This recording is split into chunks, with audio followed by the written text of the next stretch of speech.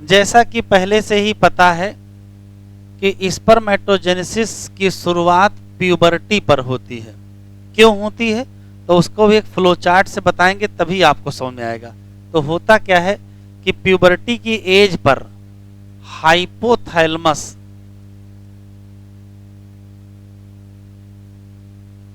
से रिलीज होते हैं GnRH,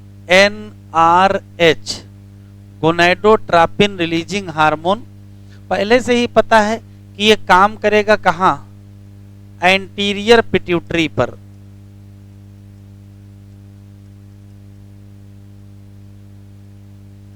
और यहां से सिंथेसिस और सिक्रीशन करवाएगा। सिंथेसिस और सिक्रीशन दो चीजों का, या कहोगे गोनैडोट्रोपिन का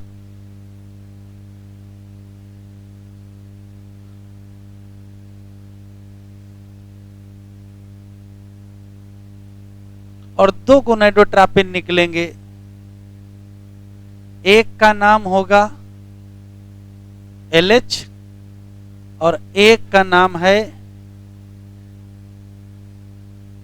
FSH। ये गोनैडोट्रोपिन है तो कहाँ काम करेंगे, गोनड पर काम करेंगे, मतलब मेल है तो टेस्टिस पर काम करेंगे। तो ये कहाँ काम करेगा तो कहोगे लिडिक सेल,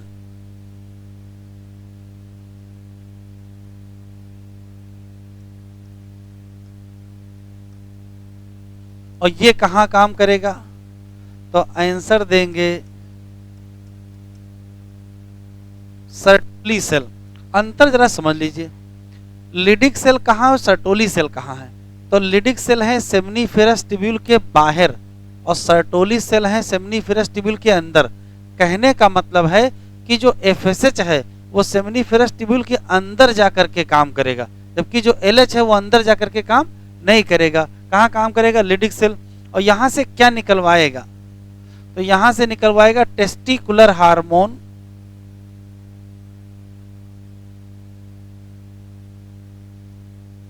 जिसका नाम एंड्रोजन है, ये टेस्टोस्टेरोन भी कहते हैं। और ये स्टिमुलेट करेगा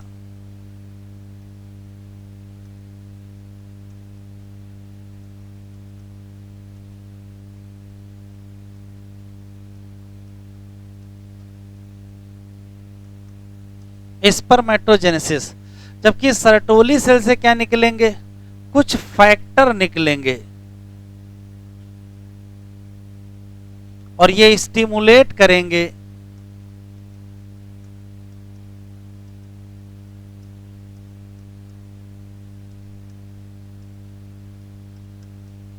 स्पर्मियोजेनेसिस। तो ये अंतर है, यहां स्पर्मेटो लिखा और यहां स्पर्मियोजेनेसिस लिखा है। तो अब ध्यान से सुनिएगा, प्यूबर्टी की एज पर हाइपोथैलेमस से GnRH का सिक्रीशन बढ़ जाएगा। अब जब GnRH का सिक्रीशन बढ़ेगा तभी पहली बार LH और FSH का सिक्रीशन स्टार्ट होगा। पहली बार FSH और LH जाकर के टेस्टिस पर काम करेंगे। कहाँ काम करेंगे तो ये स्टिमुलेट करेंगे लिडिक सेल या इंटरस्टिशियल सेल को कि निकालिए टेस्टिकुलर हार्मोन जिसका नाम एंड्रोजन है, और क्या शुरू करना है, स्पर्मेटोजेनेसिस।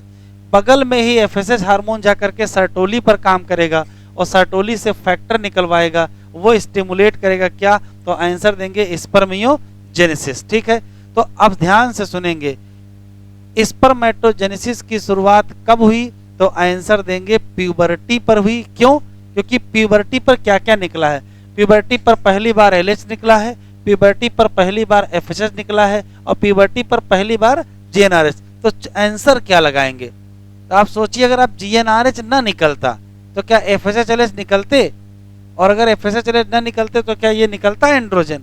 इसका मतलब मेन चीज क्या है, GnRH।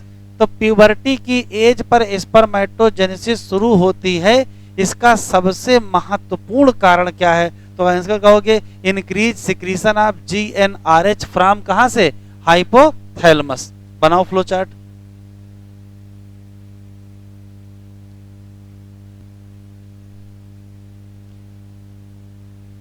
FSH hormone Sertoli cell को स्टिमुलेट करता, कुछ फैक्टर निकलवाता है जिससे स्पर्मियोजेनेसिस होती है, ये एक बात है। लेकिन यही सर्टोली सेल को स्टिमुलेट करता है और एक हार्मोन निकलता है, उसका नाम इनहिबिन हार्मोन है।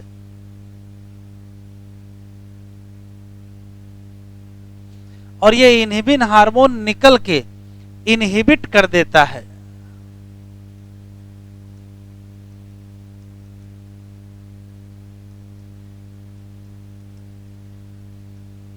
Secretion of FSH। ये FSH को ही इनहिबिट कर देता है। पर्पज क्या है कि अगर FSH का सिक्रीशन कम होगा तो स्पर्मियोजेनेसिस भी उतनी ज्यादा नहीं होगी, तो स्पर्मेटिड से स्पर्म थोड़ा जल्दी नहीं बनेंगे। स्पर्म अगर एक बार बन जाएंगे तो जल्दी मैच्योर होंगे, अगर पास नहीं होंगे तो लिक्विफाई हो जाएंगे। तो स्पर्मेटोजेनेसिस की प्रोसेस को थोड़ा सा कंट्रोल में रखने के लिए, स्पर्मेटोजेनेसिस की प्रोसेस को कंट्रोल में रखने के लिए कौन सा हार्मोन निकला है? Inhibin hormone. एक और क्वेश्चन है एनसीईआरटी के बाहर से, इनहिबिन हार्मोन फीमेल में भी निकलता है, मेल में तो पढ़ ही रहे। फीमेल में यह हार्मोन ओवरी से निकलता है और ओवरी में एक सभी आगे सेल पढ़ेंगे ग्रेन्युलोसा सेल, तो ग्रेन्युलोसा सेल से निकलता है और काम वही है। यहां भी निकल के FSH को इनहिबिट करता है, वहां भी निकल के FSH को ही क्या करता है? इनहिबिट करता है। पढ़ा लीजिए तो 2 लाइनें और लिख लेंगे। हाँ,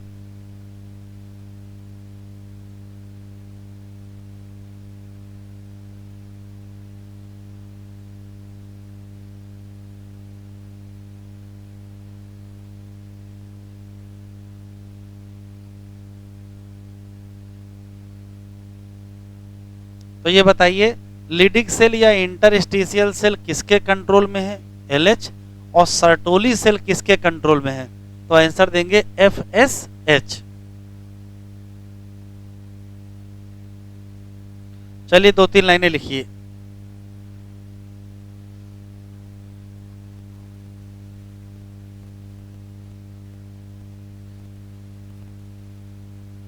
एट प्यूबर्टी बातचीत ना करें।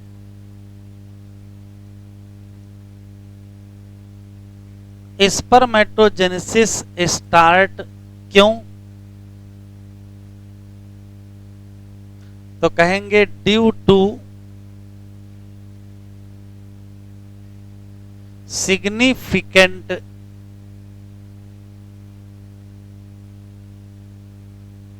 इंक्रीज इन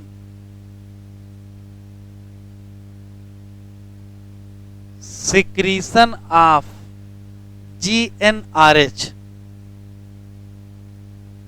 एक क्वेश्चन, और बाकी आगे पता ही है कि GnRH क्या करेगा? स्टिमुलेट करेगा एंटीरियर पिट्यूटरी को, रिलीज करेगा FSH और LH। GnRH स्टिमुलेट करेगा एंटीरियर पिट्यूटरी को, काहे के लिए? For LH and FSH secretion. पहले से ही पता है कि LH क्या करेगा,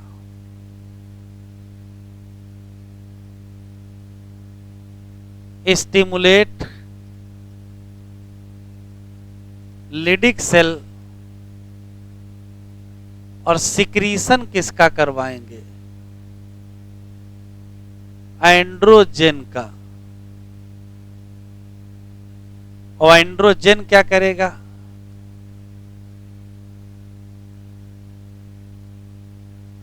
तो ये स्टिमुलेट करेगा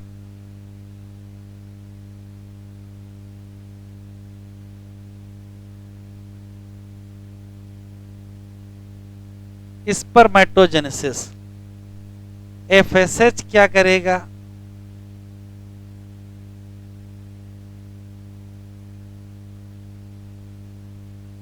stimulate Sertoli cell,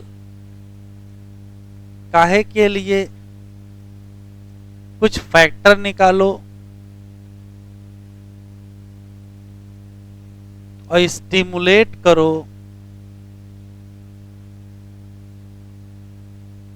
spermiogenesis. NCERT में दिया नहीं है लेकिन आप याद रख लें।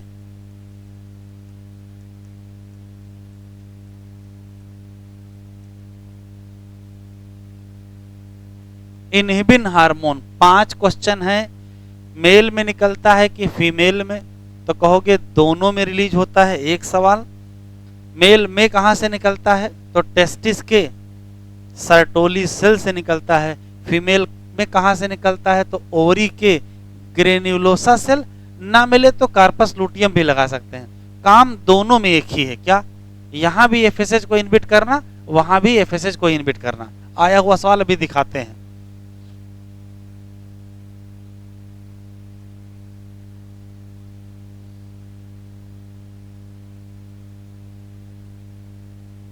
secreted in both male and female.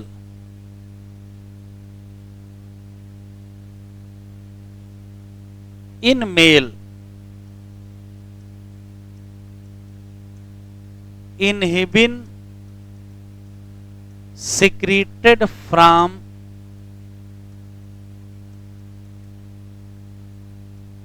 Sertoli cell of testis. और करेगा क्या, इनहिबिट एफएसएच सिक्रीशन।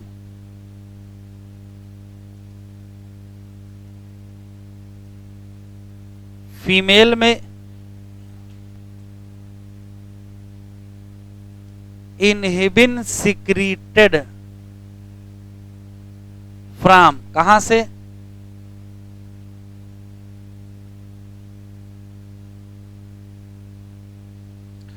तो ग्रेन्युलोसा सेल बताएंगे।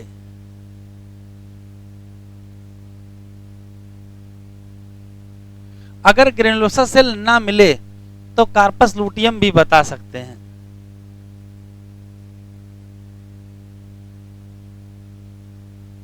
काम एक ही है। इनहिबिट करेगा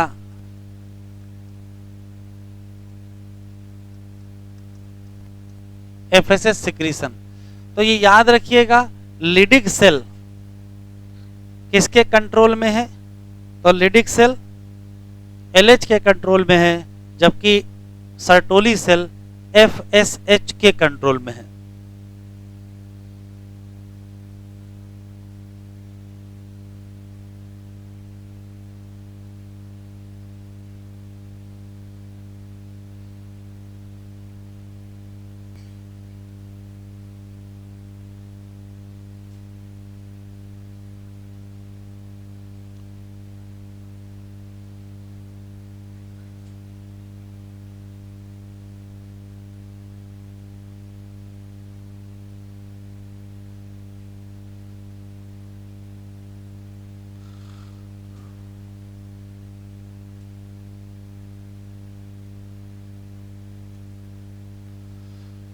स्पर्मेटोजेनेसिस स्टार्ट होती है एट एज ऑफ प्यूबर्टी। देखो स्पष्ट लिखा है, due to significant increase in secretion of क्या, जीएनआरएच। और हाइपोथैलेमस पहले से पता ही है कि ये हाइपोथैलेमस से आता है। जैसे ही जीएनआरएच का लेवल बढ़ेगा, ये एंटीरियर पिट्यूटरी पर काम करेगा और स्टिमुलेट करेगा 2 गोनेडोट्रोपिन, एक का नाम एलएच और एक का नाम एफएसएच। एलएच कहाँ काम करेगा, लिडिक सेल पर, और स्टिमुलेट सिंथेसिस सिक्रीशन करवाएगा किसका, एंड्रोजन का। और एंड्रोजन क्या करेगा, स्टिमुलेट करेगा प्रोसेस ऑफ। एफएसएच कहाँ काम करेगा, सर्टोली सेल, स्टिमुलेट करेगा secretion of some factor which help in process of spermiogenesis. Heading डालिए, structure of sperm.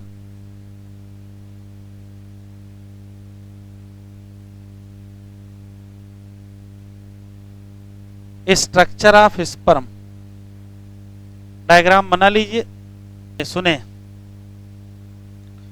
Structure of sperm.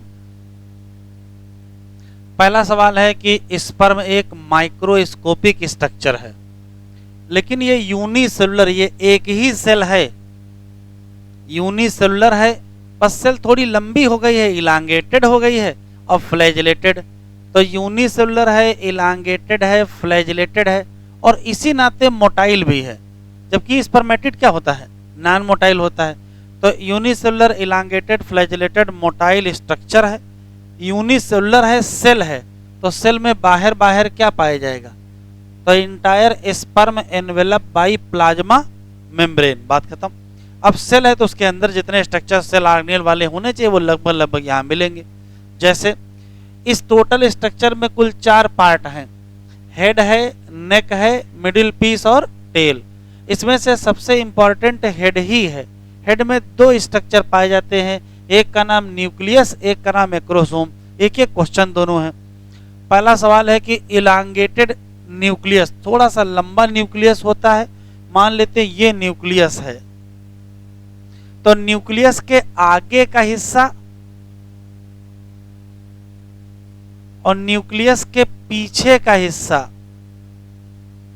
Cover होता है। न्यूक्लियस के आगे का हिस्सा एक्रोसोम से कवर होता है और न्यूक्लियस के पीछे का हिस्सा मैन चटी से कवर होता है। ठीक, ये एनसीईआरटी में नहीं दिया है, बना है बस केवल। तो anterior portion of nucleus cover by acrosome and posterior portion of nucleus cover by manchette. एक क्वेश्चन ये हो गया। न्यूक्लियस चूंकि स्पर्म का है, स्पर्म गैमीट है, तो क्या होगा, हैप्लॉइड नंबर ऑफ क्रोमोसोम पाए जाएंगे। दूसरा पोर्शन जो है वो एक्रोसोम, यही इंपॉर्टेंट है। न्यूक्लियस के आगे ये कैप लाइक स्ट्रक्चर होता है, एक क्वेश्चन। दूसरा, ये आया कहां से, तो जब स्पर्मेटिड से स्पर्म बन रहे थे, तब जब स्पर्मियोजेनेसिस हो रही थी, उसी दौरान स्पर्मेटिड की गोल्जी बॉडी से एक्रोसोम बनता है। तो एक्रोसोम वास्तव में क्या है, तो कहोगे मॉडिफाइड गोल्जी कॉम्प्लेक्स या गोल्जी बॉडी, ये इंपॉर्टेंट है। एक और क्वेश्चन, इसके अंदर पाए जाते हैं एंजाइम, अभी आगे डिटेल में पढ़ेंगे। एंजाइम का नाम स्पर्मलाइसिन होता है। ये मान लेते हैं ओवम है और ये मान लेते हैं कि स्पर्म है। तो जब फर्टिलाइजेशन होना है तो स्पर्म को पेनिट्रेट करके अंदर जाना होता है, तो यहाँ पर ओवम की मेम्ब्रेन को ब्रेक करना पड़ेगा। तो ब्रेक करने के लिए एंजाइम चाहिए, और वो एंजाइम कौन सा है, स्पर्मलाइसिन। तो एक्रोसोम का स्पर्मलाइसिन स्पर्म के ओवम में एंट्री में मदद करता है, इसका मतलब ये फर्टिलाइजेशन में मदद करता है। दूसरा सवाल, फिर आगे बढ़ेंगे तो मिलेगा नेक। नेक सबसे छोटा पार्ट है और इसमें 2 सेंट्रियोल पाए जाते हैं। एक ही दिख रहा है, पीछे वाला आगे वाला दिख नहीं रहा है। और पीछे वाला जो सेंट्रियोल होता है वहां से क्या निकल के आता है, तो आंसर देंगे एक्जियल फिलामेंट। ये एक्जियल फिलामेंट मिडिल पीस से पार होते हुए किससे गुजर जाता है, टेल से, और इसका थोड़ा सा हिस्सा बाहर निकला रहता है, जिसको कहते हैं क्या है, एंड पीस कहते हैं। पहले से ही पता है कि एक्जियल फिलामेंट में क्या पाया जाएगा, तो एक्जियल फिलामेंट में 9+2 माइक्रोट्यूब्यूल का अरेंजमेंट आया हुआ सवाल है।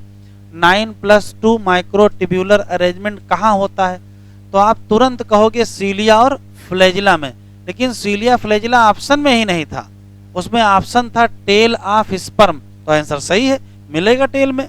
आगे बढ़ते हैं। मिडिल पीस बहुत इंपॉर्टेंट है, यहां से लेके यहां तक मिडिल पीस है।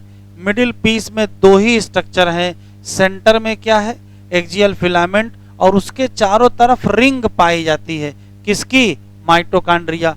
माइटोकॉन्ड्रिया की रिंग का नाम नीबेन कर्न है। अभी जल्दी मैंने आपको क्वेश्चन दिखाया है, ये आया हुआ सवाल है, एनसीईआरटी में दिया नहीं है।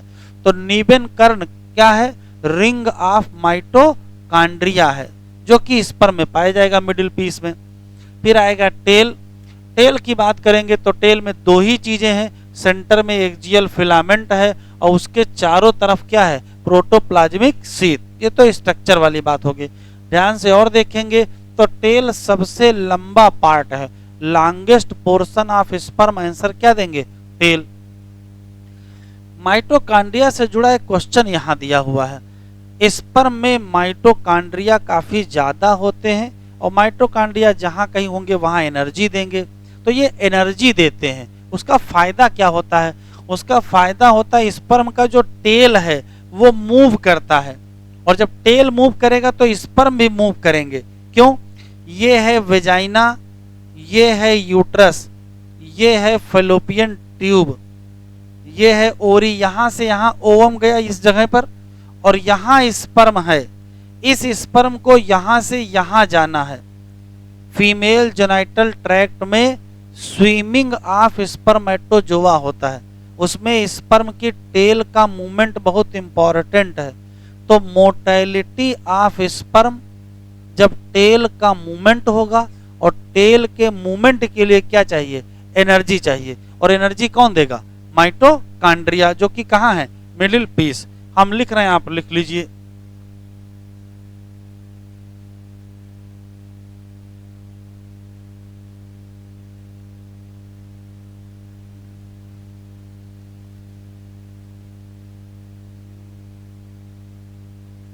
स्पर्म क्या है,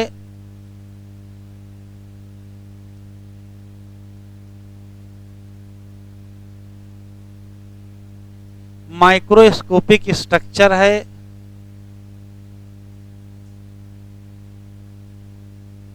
unicellular elongated flagellated motile cell है। Entire sperm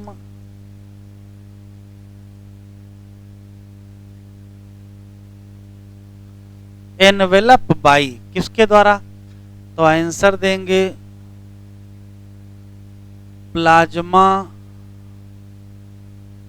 membrane.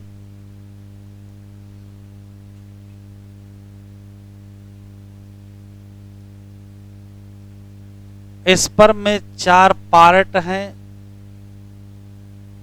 Head, neck, middle piece,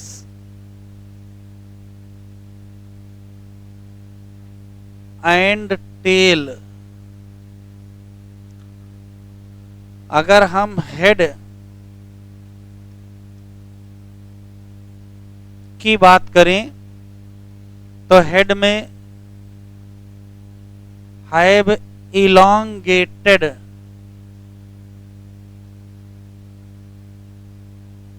nucleus and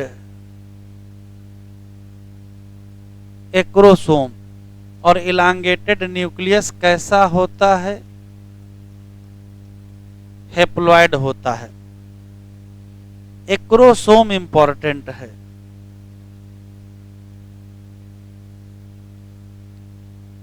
ये कैप लाइक स्ट्रक्चर है,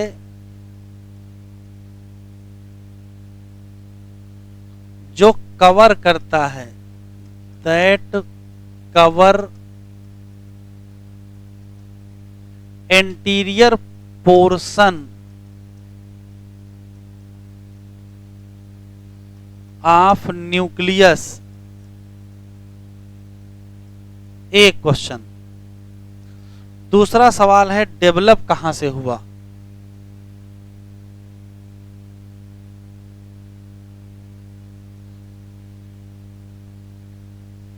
गोल्जी कॉम्प्लेक्स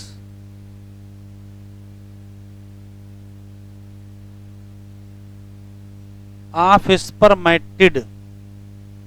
तीसरा सवाल इसमें क्या होता है, या भरा हुआ होता है, फिल विद एंजाइम। कौन सा,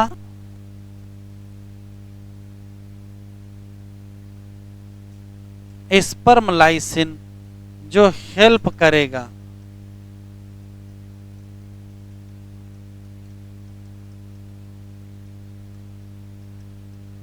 फर्टिलाइजेशन में। कैसे हेल्प करेगा? तो जो स्पर्म लाइसिन है वो फैसिलिटेट करेगा एंट्री ऑफ स्पर्म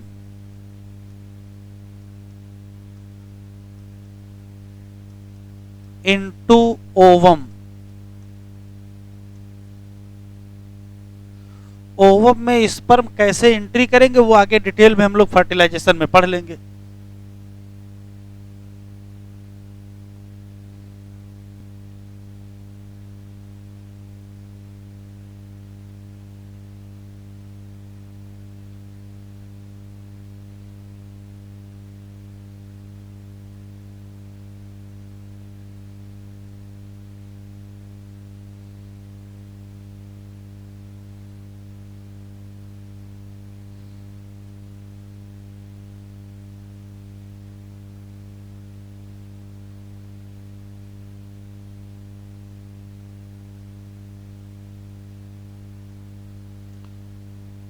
हेड के बाद नेक।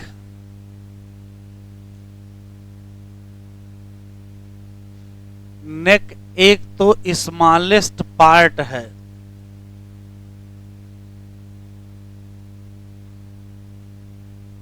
Of sperm.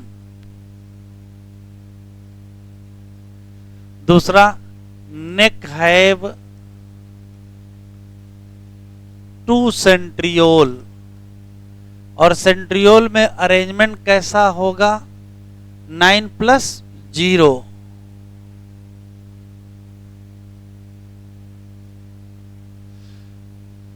पोस्टीरियर सेंट्रियोल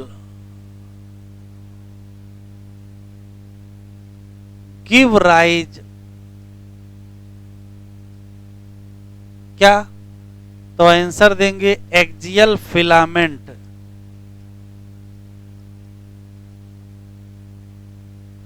जो पास होगा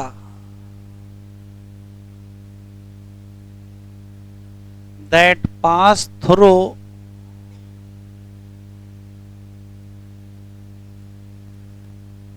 मिडिल पीस एंड टेल। बात ना करें, हाँ। नेक के बाद आ जाएगा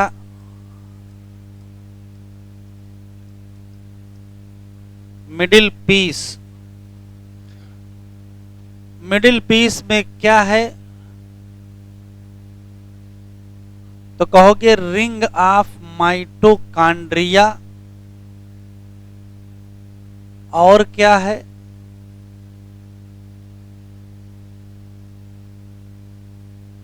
एक्सियल फिलामेंट है। और इसी रिंग का नाम क्या है? नीबेन कर्ण। आया हुआ सवाल है, पहले से ही पता है माइटोकॉन्ड्रिया पावर हाउस या एनर्जी हाउस है, तो क्या करेगा?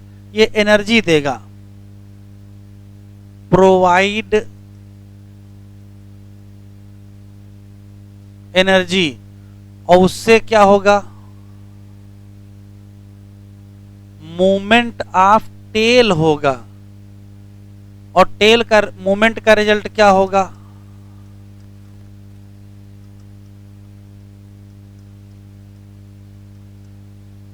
मोटालिटी ऑफ स्पर्म होगा, और मोटालिटी जरूरी है।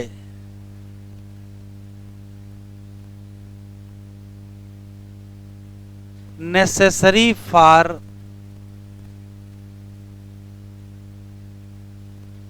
फर्टिलाइजेशन। मोटालिटी ऑफ स्पर्म को कहते हैं स्विमिंग।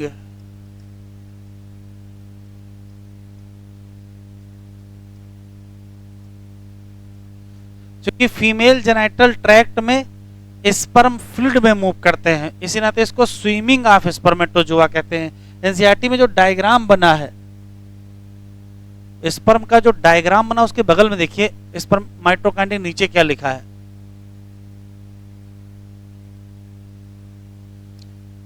लिखा है energy source for swimming.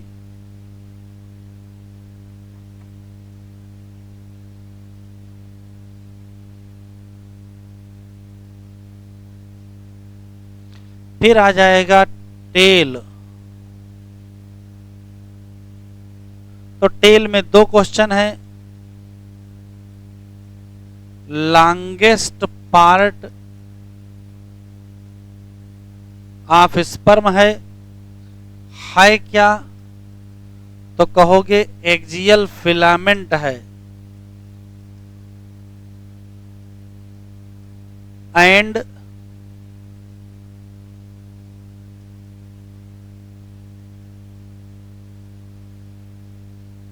Protoplasmic sheath और मूवमेंट ऑफ टेल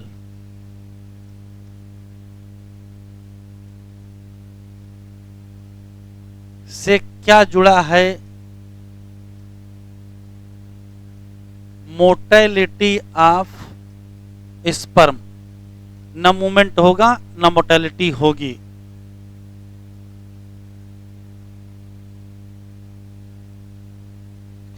स्पर्म की मोटेलिटी का क्या महत्व है? उसके लिए एनसीईआरटी में 3 लाइनें लिखी हैं।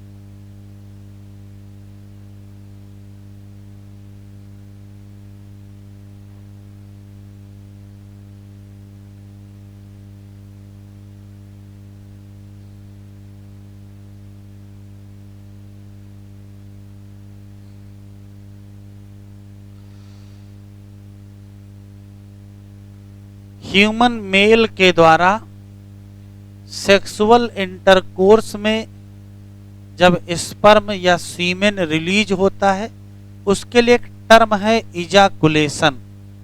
तो क्वेश्चन यहाँ ये है कि ह्यूमन इजाकुलेट करेगा कितने स्पर्म?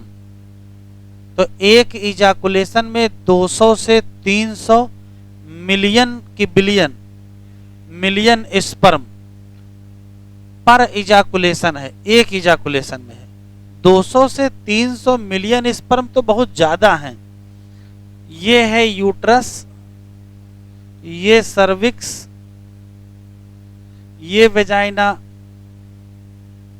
ये फैलोपियन ट्यूब, ये ओवरी, यहां से ओवम निकल के यहां गया है। ओवम की संख्या 1 है, जबकि यहां जो स्पर्म रिलीज हुए हैं उनकी संख्या 200 से 300 मिलियन। तो इतने क्यों रिलीज हुए हैं? ध्यान से सुनेंगे। स्पर्म जब यहां रिलीज होते तो उनको यहां से यहां तक जाना होता है। इस रास्ते में मीडियम कुछ ऐसा होता है कि इसमें बहुत सारे स्पर्म किल हो जाते हैं। तो अगर फर्टिलाइजेशन चाहते हैं तो जितने स्पर्म यहां रिलीज हुए हैं उसमें से लगभग 60% स्पर्म नॉर्मल शेप और साइज के होने चाहिए, और उस 60% का 40% में बहुत बढ़िया मोटेलिटी होनी चाहिए। नंबर महत्वपूर्ण नहीं है, मोटेलिटी महत्वपूर्ण है। अगर मोटेलिटी नहीं होगी तो जैसे 200 से 300 मिलियन यहां रिलीज होंगे तो कुछ यहां तक पहुंचेंगे, बस वहीं रुक जाएंगे, कुछ यहां तक पहुंचेंगे वहां रुक जाएंगे, कुछ यहां रुक जाएंगे, कुछ ही हैं जो यहां पहुंचेंगे। ओम के आसपास लगभग 100 के आसपास पहुंचते हैं। अभी भी 99 ज्यादा है, एक ही चाहिए। तो जो सबसे तेज होगा वो सबसे पहले यहां पहुंचेगा। तो यहां सिर्फ दौड़ है, तो मोटेलिटी का खेल है। स्पर्म की मोटेलिटी किस बात पर डिपेंड करती है? तो स्पर्म की मोटेलिटी इस बात पर डिपेंड करती है कि माइटोकॉन्ड्रिया की स्थिति क्या है, टेल की स्थिति क्या है, और किस मीडियम में स्पर्म है। स्पर्म की जो मोटेलिटी है वो मीडियम पर डिपेंड करती है। स्पर्म हमेशा एक्टिव होते हैं या ज्यादा मोटाइल होते हैं एल्कलाइन मीडियम में, जबकि स्पर्म इनएक्टिव हो जाएंगे या नॉन मोटाइल हो जाएंगे किसमें? एसिडिक मीडियम में। अगर स्पर्म नॉन मोटाइल हो गए, क्वेश्चन आया हुआ है कि यदि स्पर्म नॉन मोटाइल हो जाए तो क्या होगा? तो कहोगे ये फर्टिलाइज नहीं कर पाएगा। किसी भी स्पर्म की फर्टिलाइज करने की जो क्षमता है उसको कहते क्या है? उसको कहते हैं वायाबिलिटी। स्पर्म की वायबिलिटी क्या है? तो इजाकुलेट होने के बाद लगभग 24 से 48 घंटे के अंदर अंदर इसको ओवम को फर्टिलाइज करना होता है, या बहुत ज्यादा 3 दिन 72 घंटे तक हो जाएगा।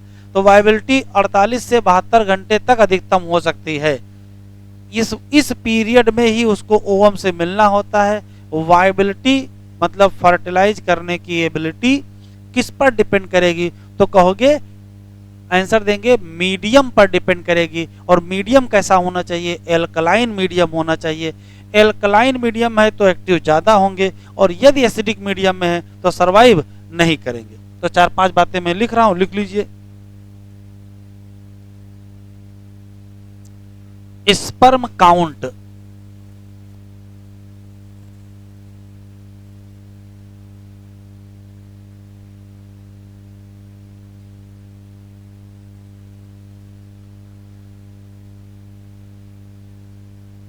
ह्यूमन मेल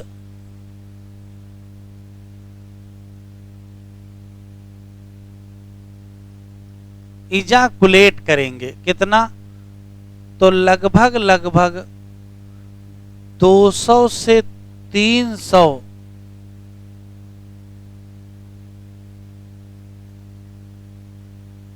मिलियन स्पर्म, और इसी को कहते हैं स्पर्म काउंट।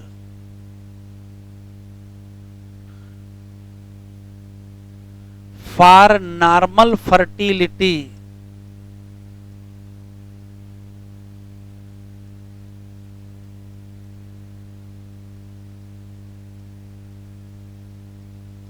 क्या शर्त है? तो पहली शर्त है कि 60% स्पर्म से होने चाहिए नॉर्मल शेप एंड साइज, और इन 60% का 40% है। वो टोटल का 40 मत निकाल लीजिएगा, 40% स्पर्म क्या होने चाहिए?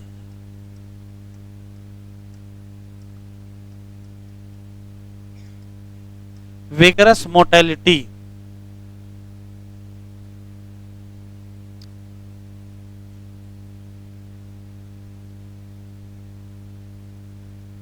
वायबिलिटी ऑफ स्पर्म कितनी होती है? तो 48 से 72 या 24 से 48 घंटे।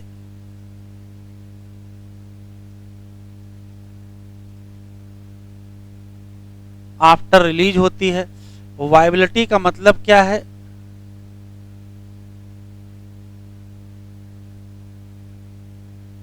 Ability of sperm to survive and क्या?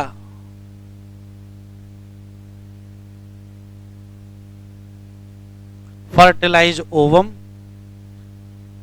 वायबिलिटी किस पर डिपेंड करेगी? मीडियम इन विच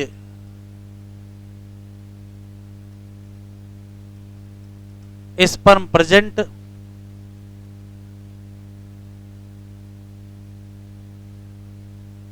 स्पर्म बहुत ज्यादा एक्टिव एंड मोटाइल होते हैं, किसमें? एल्कलाइन मीडियम में। और ये एल्कलाइन मीडियम कहां मिलेगा? तो जो सीमेन का थिक सस्पेंशन होता है उसी में मिलेगा। इन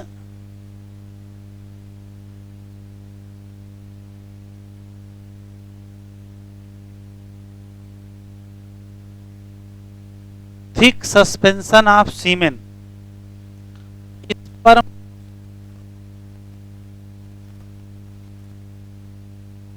या तो किल हो जाएंगे या तो नॉन मोटाइल हो जाएंगे। किसमें?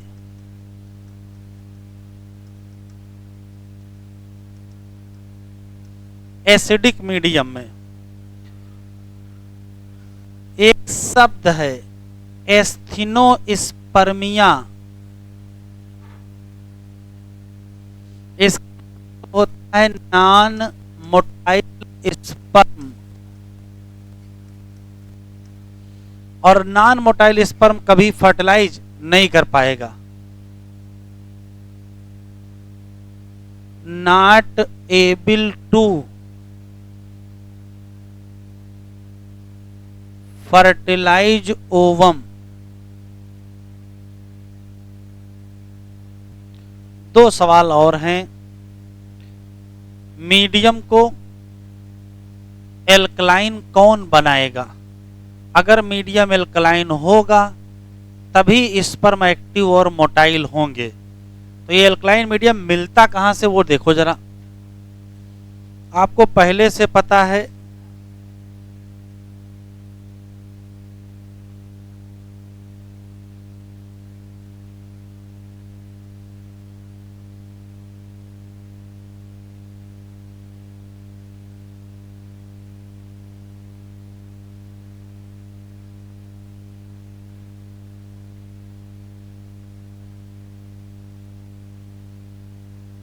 ध्यान से देखें इधर, ये है टेस्टिस, ये है वास डिफरेंस, इधर से स्पर्म वास डिफरेंस से होते हुए यहां तक पहुंचेंगे। ये है सेमाइनल वेस्किल। तो जब इस जगह स्पर्म पहुंचेंगे तो किसका सिक्रीशन मिल जाएगा? सेमाइनल वेसिकल का सिक्रीशन मिल जाएगा। सेमाइनल वेसिकल का सिक्रीशन एल्कलाइन होता है, वो स्पर्म को एक्टिव और मोटाइल बनाएगा। थोड़ी आगे पहुंचेंगे, यहां यूरिथ्रा में पहुंचेंगे तो यूरिथ्रा में प्रोस्टेट ग्लैंड का सिक्रीशन मिल जाएगा, और प्रोस्टेट ग्लैंड का भी सिक्रीशन एल्कलाइन होता है, वो भी एक्टिव और मोटाइल बनाएगा। इस रास्ते से जब आ रहे थे तो दो जगह का सिक्रीशन और मिलता है। भाई स्पर्म है सेमिनिफेरस ट्यूब्यूल, निकले पहले रेटिटेस्टिस में गए, फिर वासा एफ्रेंसिया में गए, फिर एपिडिडाइमिस में गए, फिर वास डिफरेंस में गए। तो एपिडिडाइमिस और वास डिफरेंस दो जगह और सिक्रीशन होता है। एपिडिडाइमिस का सिक्रीशन, वास डिफरेंस का सिक्रीशन, सेमिनल वेसिकल का सिक्रीशन, प्रोस्टेट ग्लैंड का सिक्रीशन। कहने का मतलब है मेल एसेसरी डक्ट और मेल एसेसरी ग्लैंड के जो सिक्रीशन होंगे वो एल्कलाइन नेचर के होंगे, और उसी से स्पर्म का मैच्योरेशन होगा। स्पर्म एक्टिव और क्या हो जाएगा? मोटाइल हो जाएगा। ठीक है, स्पर्म एक्टिव और मोटाइल ही क्या होगा? इस जगह से पास होगा।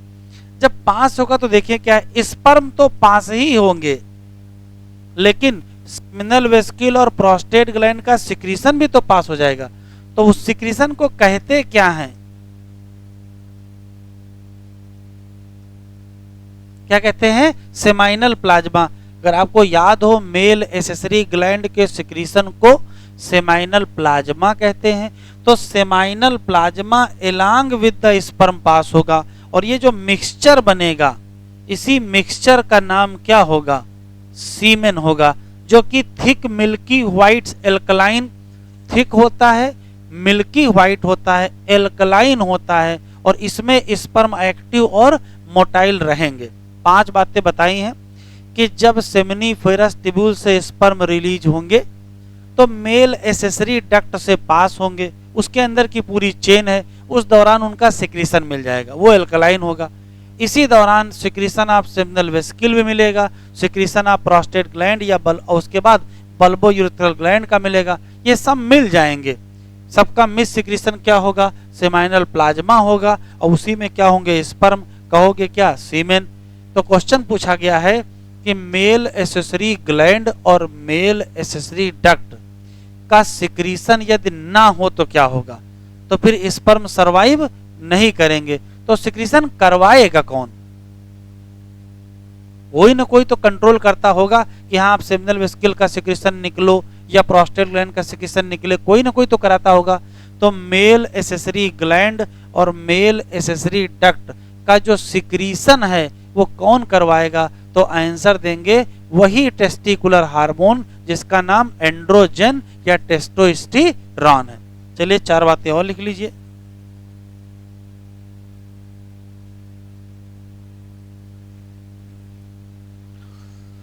ये है सेमनीफेरस टिब्यूल, लिखते चलें। और यहां से निकलेंगे क्या? स्पर्म। जब स्पर्म निकलेंगे तो पास होंगे किससे? Male accessory duct. और मेल एसेसरी डक्ट में क्या मिल जाएगा? सिक्रीशन जो स्वयं कैसा होगा? एल्कलाइन। ठीक है।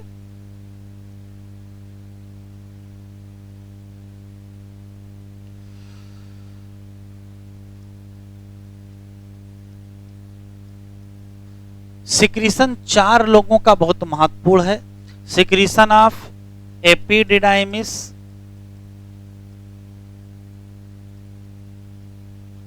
वास डिफरेंस,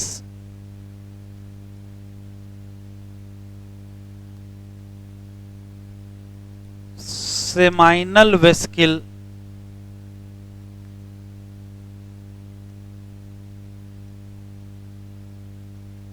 और प्रोस्टेट ग्लैंड।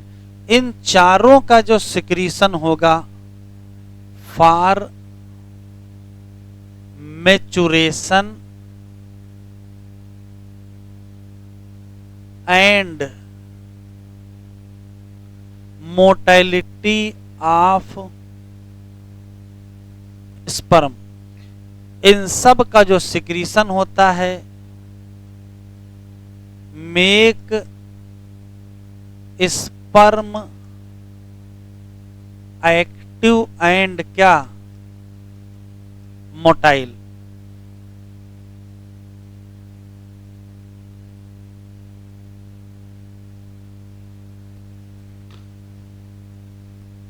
फिर आ जाए सीमेन।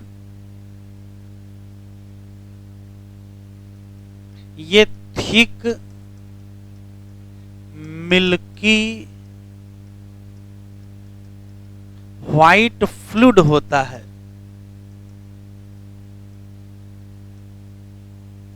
पास आउट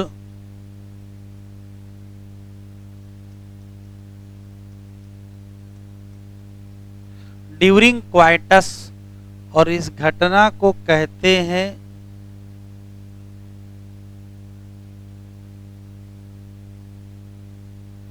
इजाकुलेशन ऑफ सीमेन। और इसमें मेल के प्रोलैक्टिन हार्मोन के साथ थोड़ा सा ऑक्सीटोसिन हार्मोन का भी इन्वॉल्वमेंट होता है। सीमेन क्या है?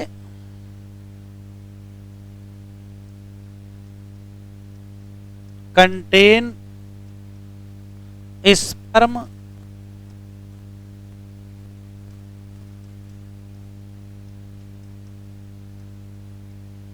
With seminal plasma. और सेमाइनल प्लाज्मा कैसा होता है? एल्कलाइन होता है।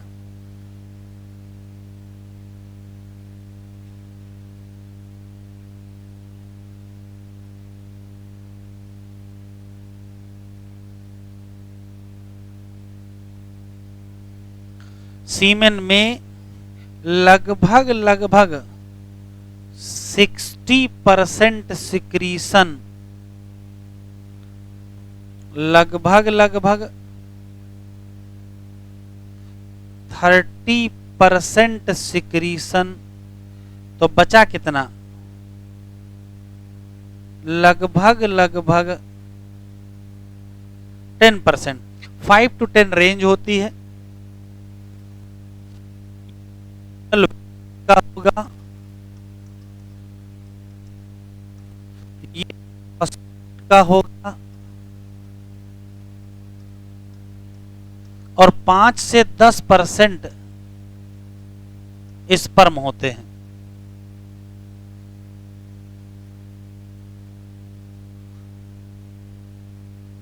और यहीं लिख लीजिए, यहां जगह बना लेते हैं।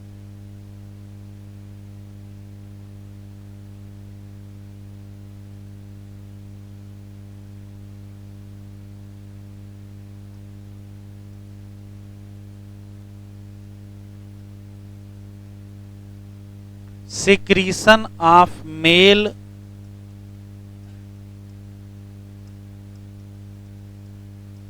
accessory gland and accessory duct is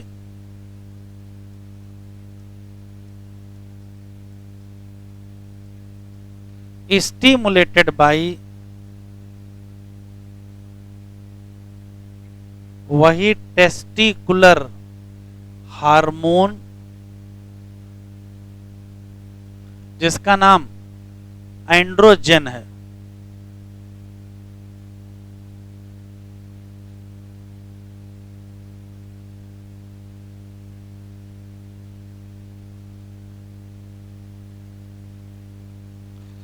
जरा एनसीईआरटी खोल लीजिए।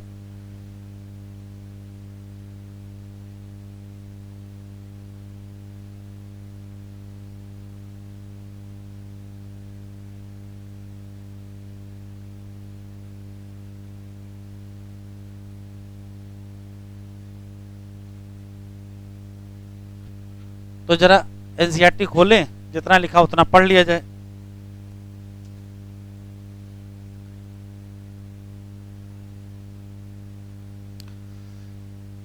कह रहा स्पर्म क्या है? माइक्रोस्कोपिक स्ट्रक्चर है। क्या क्या मिलेगा? तो हेड मिलेगा, नेक मिलेगा, मिडिल पीस मिलेगा और टेल मिलेगा। Plasma membrane envelops whole body of sperm, भाई सेल है तो मिलेगा ही। स्पर्म के हेड में क्या मिलेगा? Elongated haploid nucleus. और क्या मिलेगा? Anterior portion of nucleus cover by cap, नाम क्या? एक्रोसोम। ये टिक कर लो, ये इंपॉर्टेंट है।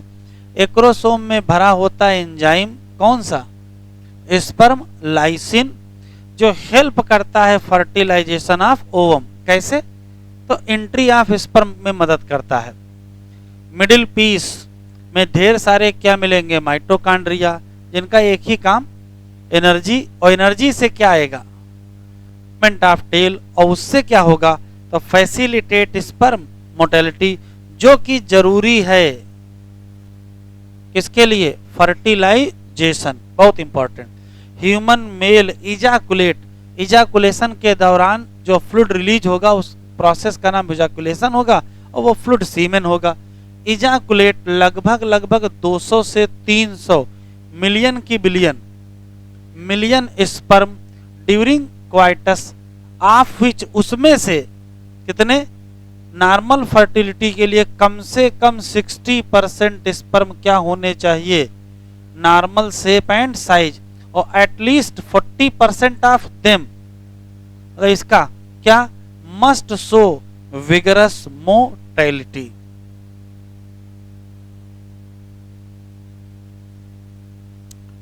स्पर्म रिलीज होंगे कहां से?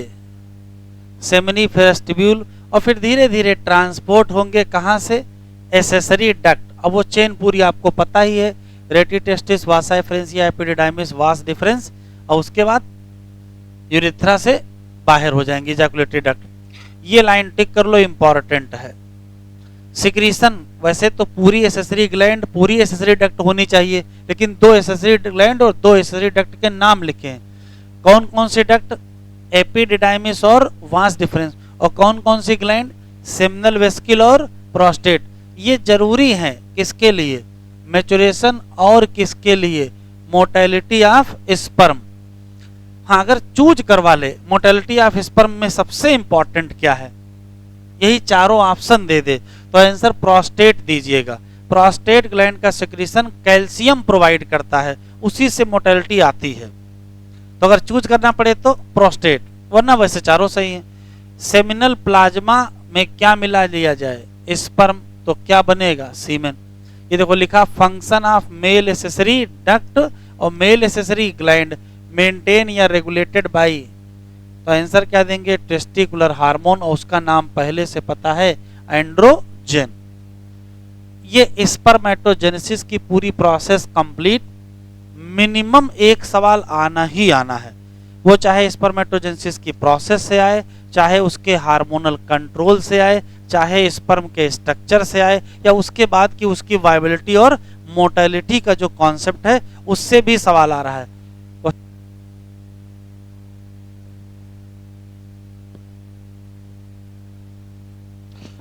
स्पर्मेटोजेनेसिस और oogenesis में बहुत सारे अंतर हैं, ये बात एनसीईआरटी में लिखी है।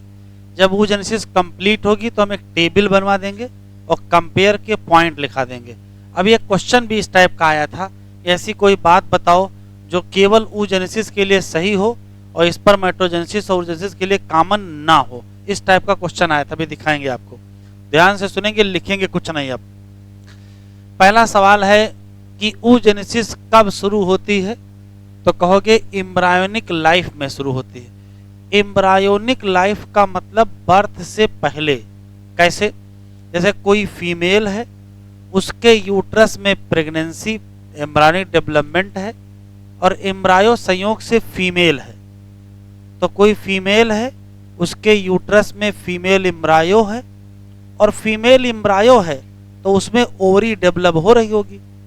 तो जो फीमेल एम्ब्रायो में ओवरी डेवलप होती है उसको एम्ब्रायोनिक ओवरी कहते हैं। एम्ब्रायोनिक ओवरी के अंदर आपको पहले से ही पता है कि ओवरी में दो ही चीजें पाई जाती हैं, बाहर बाहर थिन एपिथेलियम और अंदर अंदर स्ट्रोमा। थिन एपिथेलियम की जितनी सेल होती हैं इनको oogonia कहते हैं या ओवम मदर सेल कहते हैं या जर्म सेल भी कहते हैं। ध्यान से सुनेंगे, किसी डेवलपिंग फीमेल की एम्ब्रायोनिक ओवरी में oogonia डिवाइड होना शुरू हो जाएंगे। अभी जन्म नहीं हुआ उसके पहले ही।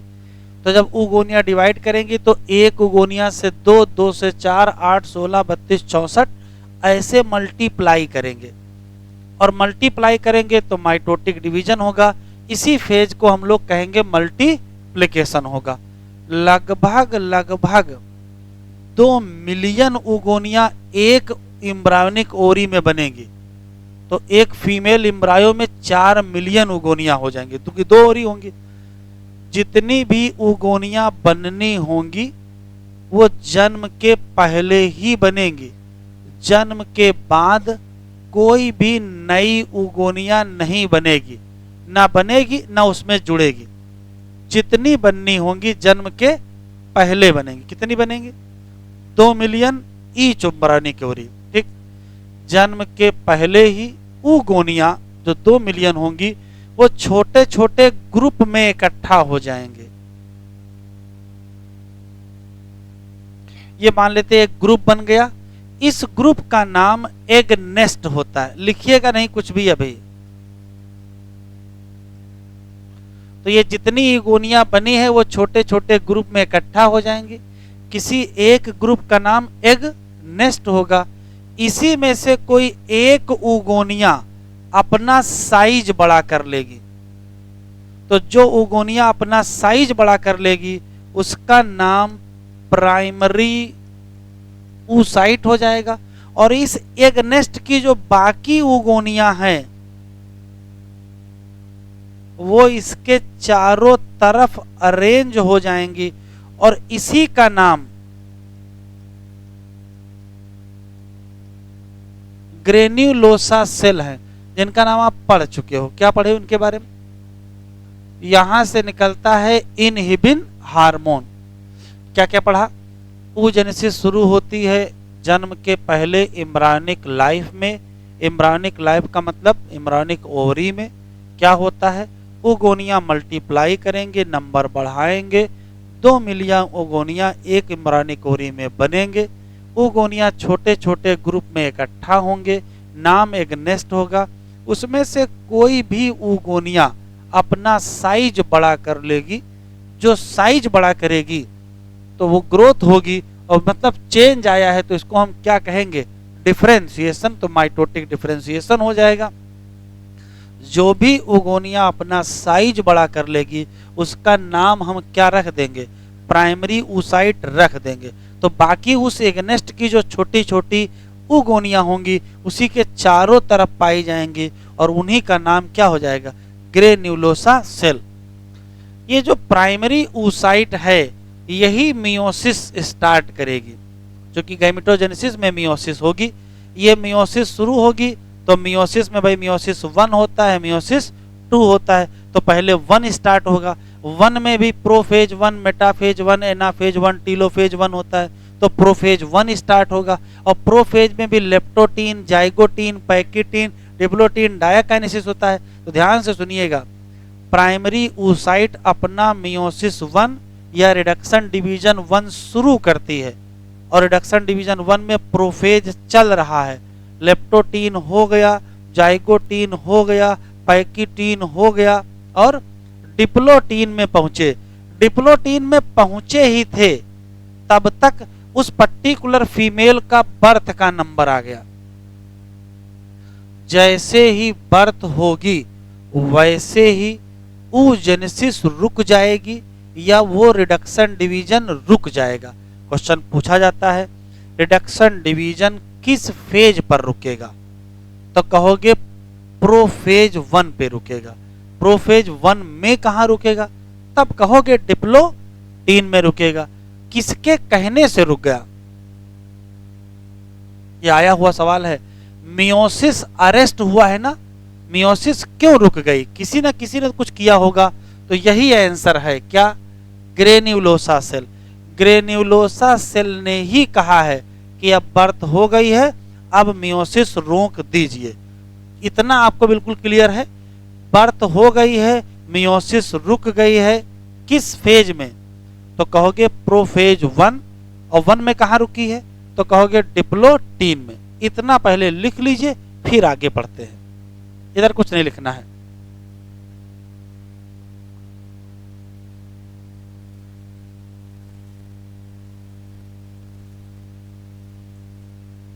oogenesis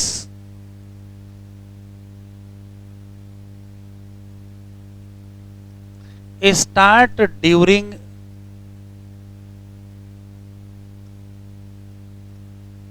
embryonic life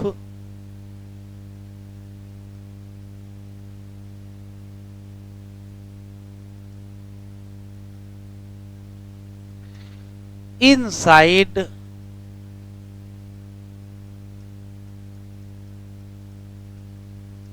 embryonic ovary। एक क्वेश्चन। दूसरा,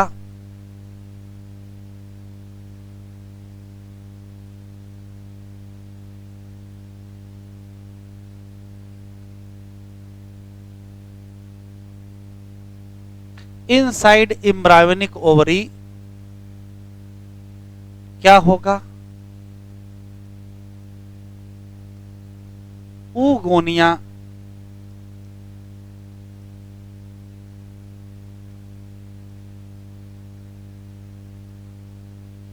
मल्टीप्लाई बाई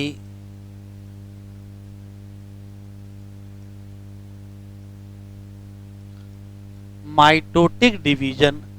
इसी नाते नंबर इंक्रीज करेगा,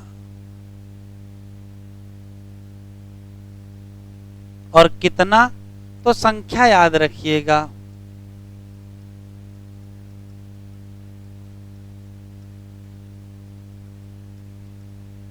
2 million oogonia in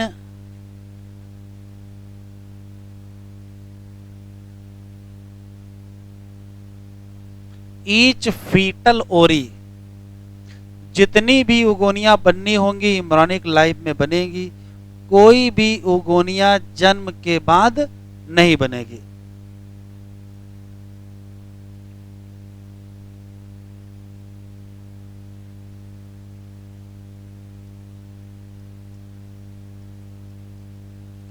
no oogonia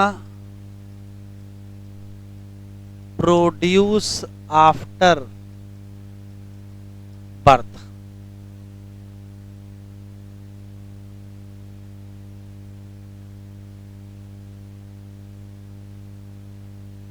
birth से पहले ही एम्ब्रायोनिक ओरी में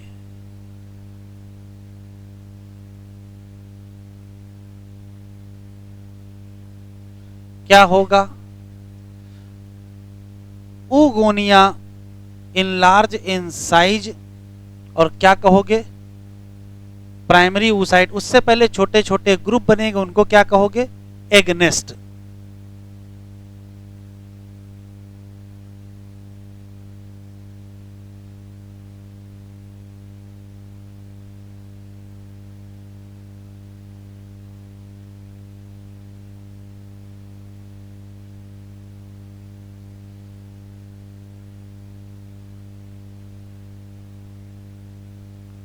बर्थ से पहले ही यूगोनिया इनलार्ज, सिंगल यूगोनिया होती,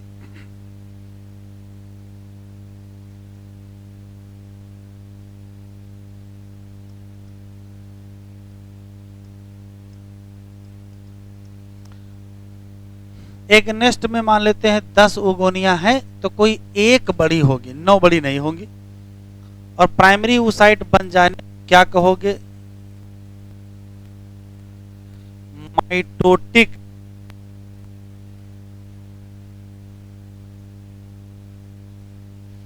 डिफरेंशिएशन या इसको ग्रोथ कहेंगे। बिफोर बर्थ, बर्थ के पहले ही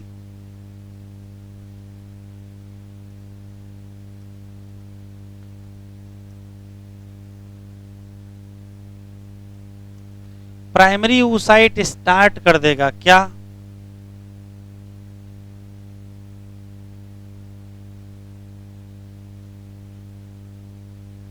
रिडक्शन डिवीजन या meiosis.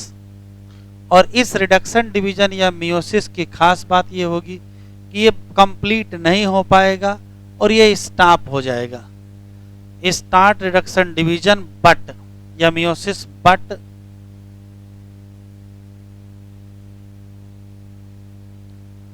this reduction division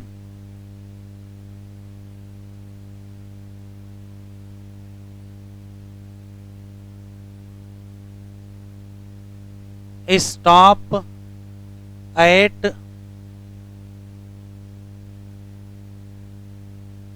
prophase 1, और उसमें कौन सा, डिप्लोटीन। और इसको कहते क्या हैं, मियोसिस अरेस्ट कहते हैं। और किसके चक्कर में ये हुआ है,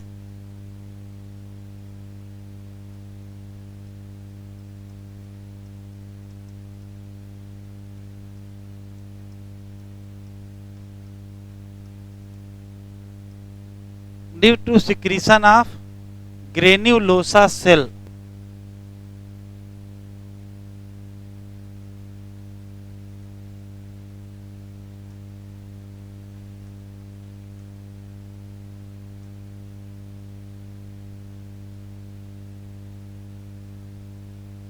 जरा इधर देखें, शुरू करें। बर्थ के पहले प्राइमरी oocyte ने अपना रिडक्शन डिवीजन शुरू किया, और इसके पहले जो कुछ भी हुआ है वो एम्ब्रायोनिक लाइफ में हुआ है। लेकिन तब तक बर्थ हो गई और ये रिडक्शन डिवीजन रुक गया, किसमें, डिप्लोटीन पे। अब रुका रहा। किसी फीमेल का जन्म हुआ, उसकी एज 1 दिन है, फिर 1 महीना है, फिर 1 साल है, फिर 5 साल है, फिर 10 साल है, फिर 12 से 14 साल। इसका मतलब एज कौन सी आ गई, प्यूबर्टी। तो बर्थ से प्यूबर्टी के बीच ये 12 से 13 साल डिवीजन रुका रहेगा। प्यूबर्टी की एज पर वो रिडक्शन डिवीजन जो बर्थ के पहले शुरू हुआ था वो अब कंप्लीट होगा। तो जब वो कंप्लीट होगा तो देखो क्या होगा, जैसे कंप्लीट होगा 2 हेप्लॉइड सेल बनेंगे। एक हेप्लॉइड सेल का नाम फर्स्ट पोलर बॉडी और दूसरी हेप्लॉइड सेल का नाम सेकेंडरी oocyte होगा। तो 2 हेप्लॉइड सेल बनेंगी। बस खास बात यह है कि एक छोटी सेल और एक बड़ी। ऐसा इस नाते हुआ है, जैसे मान लेते हैं कि ये प्राइमरी oocyte है, ये उसका न्यूक्लियस है। जब डिवीजन हो जाता है तो एक छोटी सेल और एक बड़ी सेल बनती है। इस छोटी सेल में n है, इसमें भी n है और यहाँ 2n है।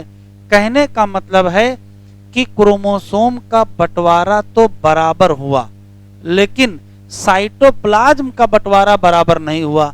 साइटोप्लाज्म ऐसे बट गया, थोड़ा सा इसके पास गया और ज्यादातर इसके पास चला गया, तो इसको कहते हैं अनइक्वल मियोसिस। तो एक इंपॉर्टेंट सवाल, स्पर्मेटोजेनेसिस की मियोसिस इक्वल होती है, oogenesis की मियोसिस अनइक्वल होती है। क्या? जो न्यूट्रिएंट रिच साइटोप्लाज्म है प्राइमरी oocyte का, वो सिर्फ किसको मिल गया है? सेकेंडरी oocyte को मिला और दूसरी सेल को नहीं मिला। जिस सेल को नहीं मिला उसको फर्स्ट पोलर बॉडी कहेंगे और जिसको मिल गया उसको सेकेंडरी oocyte कहेंगे। कल को इसका भी रिडक्शन डिवीजन होगा, कल को इस सेकेंडरी oocyte का भी रिडक्शन डिवीजन होगा और फिर वही हाल होगा। एक छोटी सेल बनेगी सेकेंड पोलर बॉडी और एक बड़ी सेल बनेगी ओवम। तो हो क्या रहा है, इसका जो न्यूट्रिएंट रिच साइटोप्लाज्म था वो इसको मिल गया और इसका जो न्यूट्रिएंट रिच साइटोप्लाज्म था वो इसको मिल गया। एनसीईआरटी में लिखा है कि क्या इसका कोई फायदा है? तो कहोगे हाँ इसका फायदा है। क्या? अभी आगे होगा क्या, इसी ओवम से तो जाइगोट बनेगा, जाइगोट से एम्ब्रियोनिक डेवलपमेंट होगा, उसके बाद ये मदर के टिश्यू से अटैच होगा, तब वहां से न्यूट्रिशन लेगा। जब तक मदर के टिश्यू से न्यूट्रिशन आएगा तब तक भी तो जीवित रहना है जाइगोट, और उस बीच में उस दौरान जो न्यूट्रिएंट्स होंगे वो इसी के साइटोप्लाज्म में पाएंगे। जाइगोट के पास जो भी न्यूट्रिएंट होंगे वो वही न्यूट्रिएंट होंगे जो इस चेन से आए होंगे। तो नेचर ने व्यवस्था की है कि ऐसा ना करो कि मान लेते ये है प्राइमरी oocyte, अगर दो बराबर की सेल बनाई जाती तो इतनी बड़ी बनती, फिर दो बराबर की बनाई जाती तो दो इतनी बड़ी बनती, तो सबके पास न्यूट्रिएंट आधा आधा होता जाता, तो फाइनली जाइगोट के पास क्या होता? कम होता। तो हो सकता उससे एम्ब्रायो बन ना पाता या उसका डेवलपमेंट ना हो पाता। तो नेचर ने यहाँ सेक्रीफाइस किया है, कहा कि एक प्राइमरी oocyte से 4 ओवम ना बनवाओ, भले ही एक ही ओवम बने लेकिन इस लायक तो बने कि उसके पास ढेर सारा न्यूट्रिएंट हो। तो न्यूट्रिएंट रिच साइटोप्लाज्म को एक ही सेल को दिया गया है, इसी नाते यहाँ क्या हो गया है? अनइक्वल मियोसिस हो गई। ये बताओ कैरियोकाइनेसिस अनइक्वल हुई है कि साइटोकाइनेसिस अनइक्वल हुई है? तो कहोगे साइटोकाइनेसिस अनइक्वल हुई है कि कैरियोकाइनेसिस? वो तो इक्वल हुई है। ठीक, यहां तक क्लियर। एक और खास बात, पहला रिडक्शन डिवीजन हो गया, 2 सेपुलॉइड सेल मिल गई, फर्स्ट पोलर बॉडी मिल गई, सेकेंडरी oocyte मिल गई। ये secondary oocyte second reduction division शुरू करेगी, लेकिन तब तक हो जाएगा ओवुलेशन। इधर देखो, ये है यूट्रस,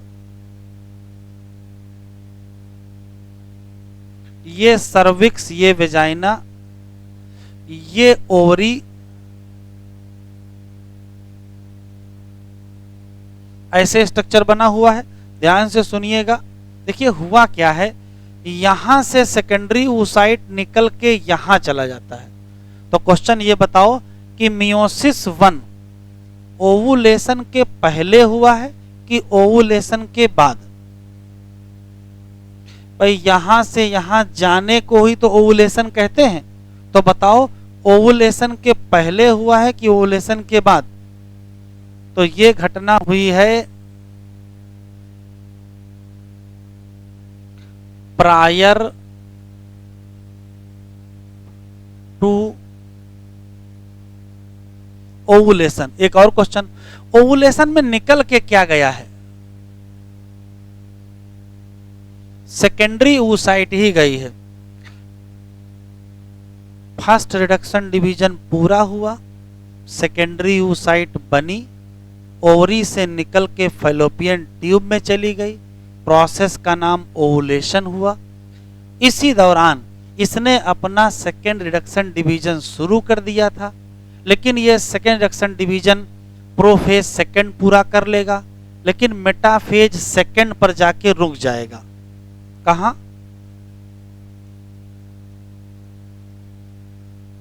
मेटाफेज सेकेंड। ध्यान से सुनिएगा, ये मेटाफेज सेकेंड पर रुक गया और ये यहां पर है। ये जगह कौन सी है? तो ये एम्पुला पार्ट है। सेकेंडरी oocyte ही है और किस फेज में है? Metaphase second.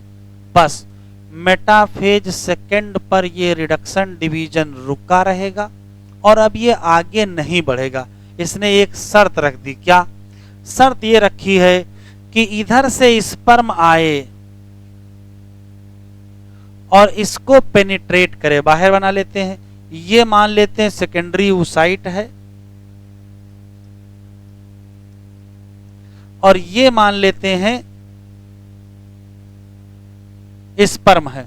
तो यदि इसको स्पर्म पेनिट्रेट करेगा तब तो इसका सेकेंड रिडक्शन डिवीजन पूरा होगा, और अगर पेनिट्रेट नहीं करेगा तो सेकेंड रिडक्शन डिवीजन पूरा नहीं होगा। मान लेते हैं कि स्पर्म इसको पेनिट्रेट कर गया तो सेकेंड रिडक्शन डिवीजन पूरा होगा, और जैसे पूरा होगा एक बनेगी हेप्लॉइड सेकेंड पोलर बॉडी और एक बनेगा क्या? Haploid ovum. लेकिन आप सोचो, जैसे ओवम बनेगा, चूंकि स्पर्म की एंट्री हो चुकी है, ये है स्पर्म का न्यूक्लियस और ये है ओवम का न्यूक्लियस, ये दोनों क्या कर जाएंगे? फ्यूज कर जाएंगे। तो हमको ओवम की जगह सीधे क्या मिलेगा? जाइगोट मिलेगा। तो यदि स्पर्म का एंट्री हो गई, स्पर्म ने सेकेंडरी oocyte को पेनिट्रेट कर लिया, तब तो ये सेकेंड रिडक्शन डिवीजन कंप्लीट होगा, और यदि कंप्लीट होगा तो ओवम बनेगा।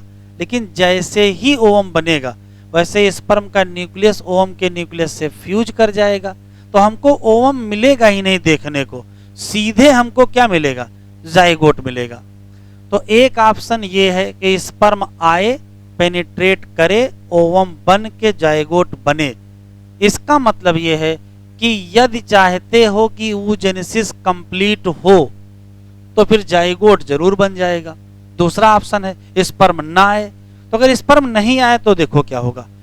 यहां ओवम केवल 3 दिन इंतजार कर सकता है, बस उसका जिंदा ही नहीं रहेगा। 3 दिन तक स्पर्म आ गया तो आ गया, और नहीं आए तो देखो क्या होगा। धीरे धीरे समय बीतेगा, 7-8 दिन बाद ये धीरे धीरे आगे बढ़ेगा और बढ़ते बढ़ते यहां पहुंचेगा, और यहां एंडोमेट्रियम जो है वो टूट जाएगी, और इसके ब्रेकडाउन से क्या स्टार्ट हो जाएगी? वेजाइनल ब्लीडिंग, और इसी में ये क्या हो जाएगा? पास हो जाएगा और डीजनरेट हो जाएगा। तो 2 ऑप्शन, पहला ऑप्शन स्पर्म आके पेनिट्रेट करके oogenesis को कंप्लीट करे तो जाइगोट बना। दूसरा स्पर्म ना आए, पेनिट्रेट ना करे, रिडक्शन डिवीजन सेकंड पूरा ना हो, तो धीरे धीरे ये आगे बढ़ेगा और फिर मेंस्ट्रुअल फ्लो के साथ क्या हो जाएगा? पास हो जाएगा और डी जनरेट हो जाएगा। क्लियर? एक और क्वेश्चन, सेकंड रिडक्शन डिवीजन या मियोसिस 2 कब होगी? ओवुलेशन के पहले कि ओवुलेशन के बाद? तेजी से नहीं बोले, उसका मतलब पक्का नहीं है। सेकेंड रिडक्शन डिवीजन कब होगा? ओवुलेशन के पहले कि ओवुलेशन के बाद? तो भाई देखो, ओवुलेशन में तो ये निकल जाएगा ना, तो सेकेंड रिडक्शन डिवीजन कब होगा? तो कहोगे आफ्टर ओवुलेशन। अच्छा, एक और बात बताओ, ये बताओ second reduction division penetration by sperm के पहले होगा या पेनिट्रेशन बाय स्पर्म के बाद होगा?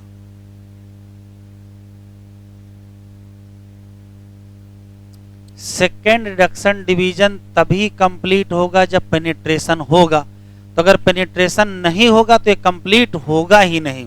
तो कब कंप्लीट होगा? तो कहोगे पेनिट्रेशन के बाद। अच्छा, ये बताओ, फर्टिलाइजेशन के पहले कंप्लीट होगा कि फर्टिलाइजेशन के बाद कंप्लीट होगा?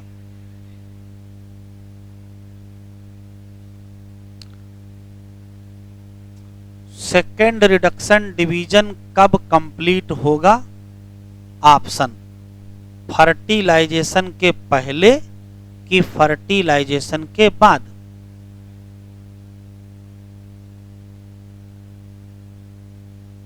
आप सोचो, फर्टिलाइजेशन तो ओवम का होता है, तो भाई जब ओवम बनेगा तब न फर्टिलाइज होगा, तो ये रिडक्शन डिवीजन हमेशा फर्टिलाइजेशन के पहले पूरा होगा, लेकिन पेनिट्रेशन के बाद में पूरा होगा।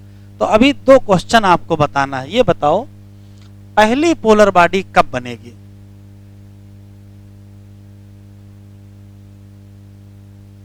तो कहोगे पहली पोलर बॉडी ओवुलेशन के पहले बनेगी, कोई दिक्कत तो नहीं। दूसरी पोलर बॉडी कब बनेगी? ओवुलेशन के बाद बनेगी। पेनिट्रेशन के पहले की पेनिट्रेशन के बाद? पेनिट्रेशन के बाद। फर्टिलाइजेशन के पहले की फर्टिलाइजेशन के बाद? फर्टिलाइजेशन के बाद। अभी लेटेस्ट में सवाल आया है, पेज नंबर, इतने सवाल आए हैं oogenesis स्पर्मेटोजेनेसिस से, page number 40, question number 74। Booklet घर में रख के आया करो।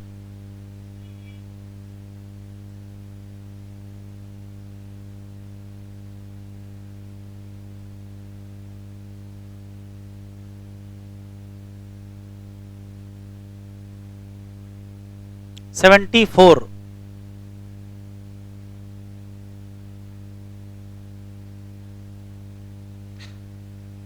कह रहा सेकेंड पोलर बॉडी कब अलग होगी?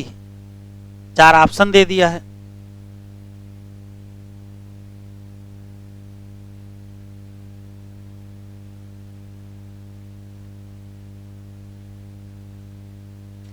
सेवेंटी फोर समझ में आ गया? तो 77 देख लो।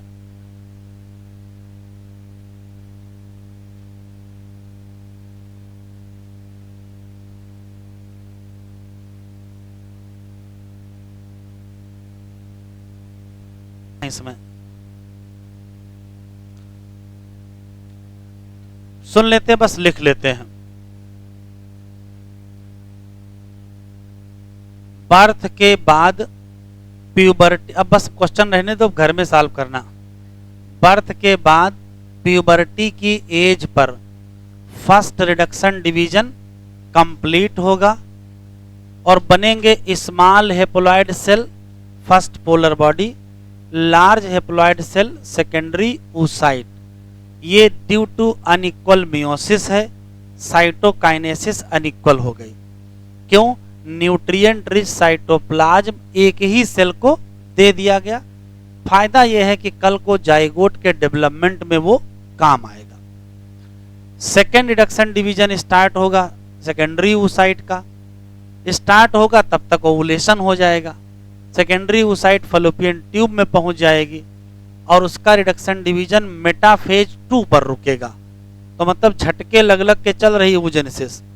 पहले 12 साल रुके हैं, तब फर्स्ट पूरा हुआ है, फिर रुक गया है मेटाफेज 2 पर।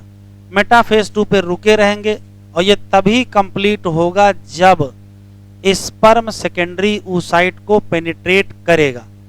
यदि स्पर्म पेनिट्रेट किया तो सेकेंड रिडक्शन डिवीजन कंप्लीट हुआ, सेकेंड पोलर बॉडी बनी, हेप्लॉइड ओवम बना। और दूसरा ऑप्शन है, अगर नहीं पेनिट्रेट किया तो रिडक्शन डिवीजन कंप्लीट नहीं होगा, तो थोड़े दिनों बाद मेंस्ट्रुएशन होगा और उसके बाद ये डिजनरेट हो जाएगा। लेकिन मान लेते पेनिट्रेट हो गया, तो जैसे पेनिट्रेट होगा वैसे रिडक्शन डिवीजन कंप्लीट होगा, इधर ओवम बनेगा, उधर जाइगोट बन जाएगा। क्यों? स्पर्म और ओवम न्यूक्लियस फ्यूज कर जाएंगे, अंततः हमको जाइगोट मिलेगा। तो यदि किसी फीमेल के पास 2 बच्चे हैं, यदि किसी फीमेल के पास 2 बच्चे हैं, तो जीवन में कितनी बार oogenesis कंप्लीट हुई? 2 ही बार कंप्लीट हुई। जितने बच्चे उतने जाइगोट बना होंगे और उतनी बार oogenesis कंप्लीट हुई होगी। ठीक है, जीवन में जितने बच्चे होंगे उतनी बार ही oogenesis क्या होगी? कंप्लीट होगी, अन्यथा कंप्लीट नहीं होगी। अब आता है पोलर बॉडी। पोलर बॉडी क्या है? तो oogenesis में बनने वाली स्मॉल हेप्लॉइड सेल हैं। कितनी होती हैं? तो कहोगे 2 होती हैं, एक फर्स्ट होती है और एक सेकेंड होती है। फर्स्ट कब बनती है, सेकेंड कब बनती है? तो फर्स्ट बनती है फर्स्ट रिडक्शन डिवीजन के कंप्लीशन से, और होता कब है? Prior to ovulation. सेकेंड कब बनती है? सेकेंड रिडक्शन डिवीजन से बनती कब? तो इसके 3 आंसर है। कहोगे ओवुलेशन के बाद और पेनिट्रेशन के बाद कि पहले? पेनिट्रेशन के बाद और फर्टिलाइजेशन या फ्यूजन के पहले। लिख डालो।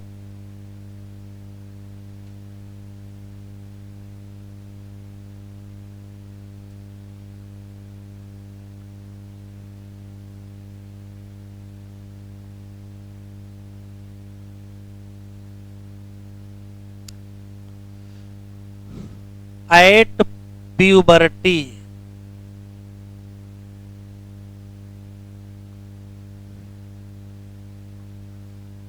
First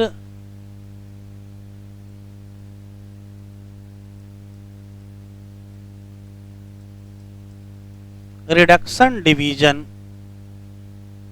of primary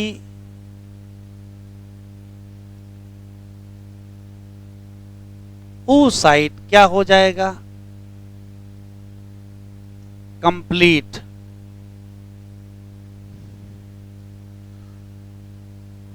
to produce क्या?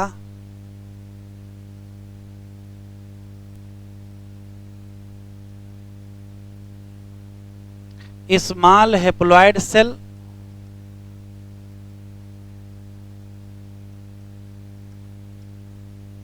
और large haploid cell.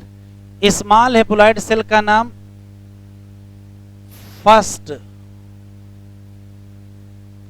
Polar body है और लार्ज हेप्लॉइड सेल का नाम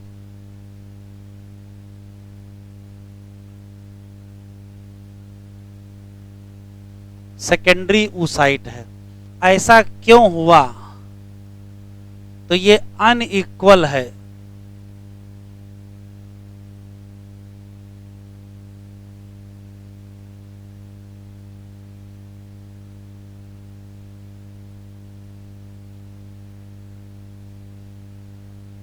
क्यों हुआ? अनइक्वल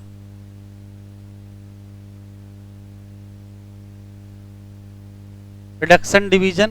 और उसमें से स्पेशली क्या अनइक्वल था?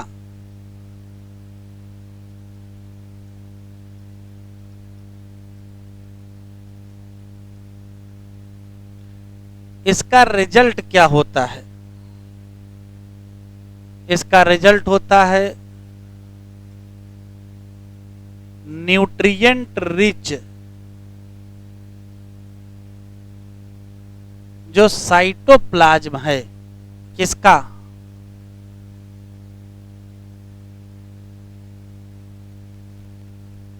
प्राइमरी oocyte का provided to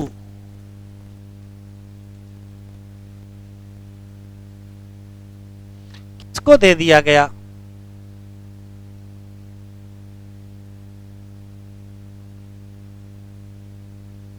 secondary oocyte to. और ये क्यों किया गया? जो हेल्प करेगा किसमें? जाइगोट के डेवलपमेंट में।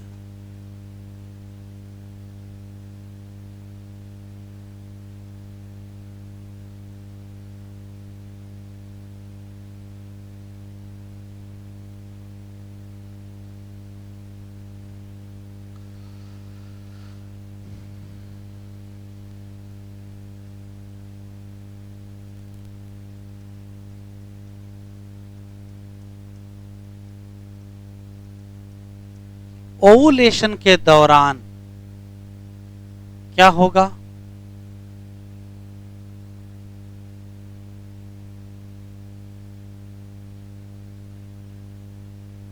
सेकेंडरी oocyte ओरी के बाहर आएगी और कहां पहुंच जाएगी? Fallopian tube.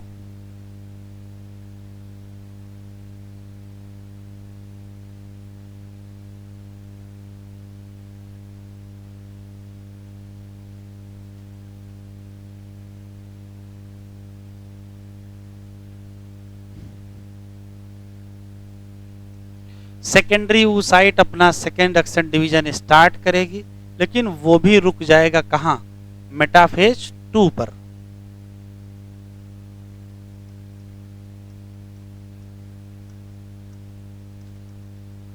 Secondary oocyte start second reduction division, but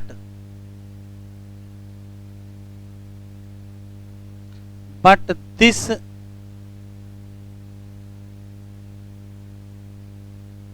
reduction division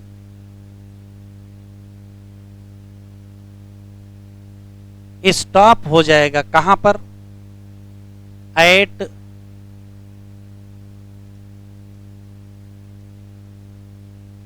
metaphase 2।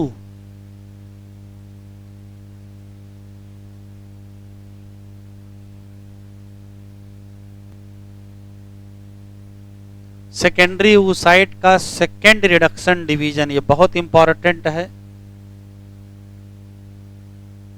Not complete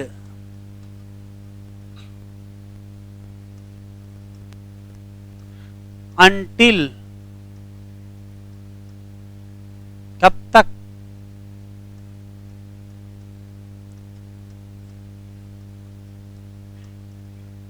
sperm penetrates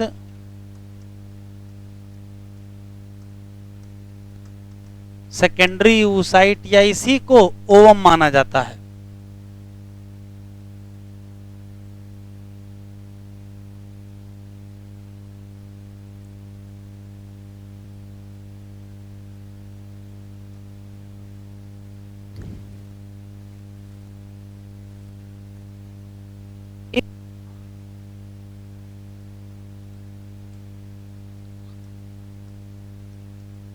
Secondary oocyte penetrates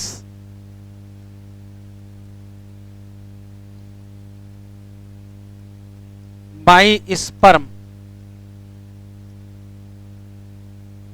तो क्या होगा?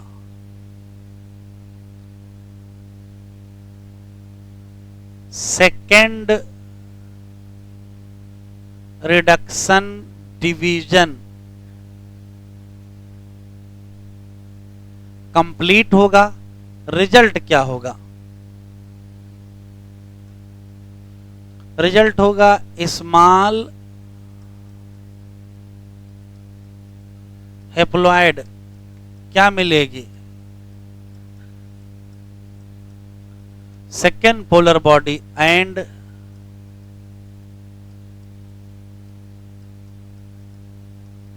लार्ज हेप्लॉइड मिलेगा। ये भी अनइक्वल डिवीजन के चक्कर में ही है।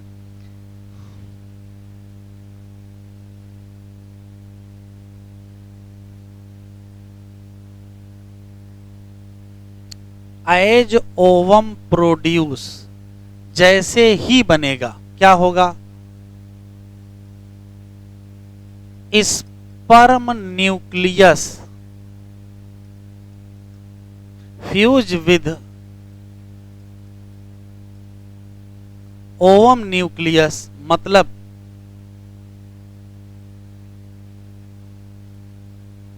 फर्टिलाइजेशन, मतलब जाइगोट बन जाएगा।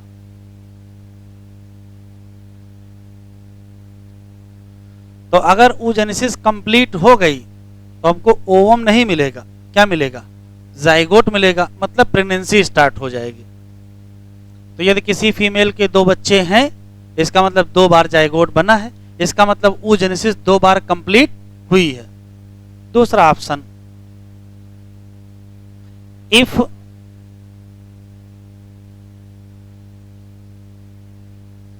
Secondary oocyte not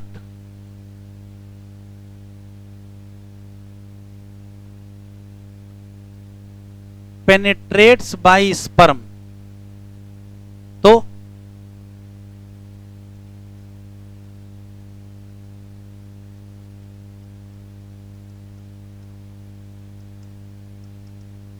second reduction division complete नहीं होगा और सेकेंडरी oocyte डीजेनरेट हो जाएगी एंड पास आउट इन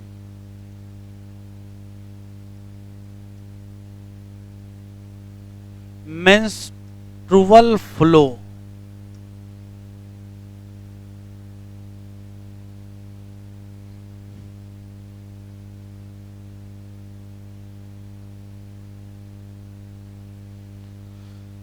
बताओ पोलर बॉडी क्या है?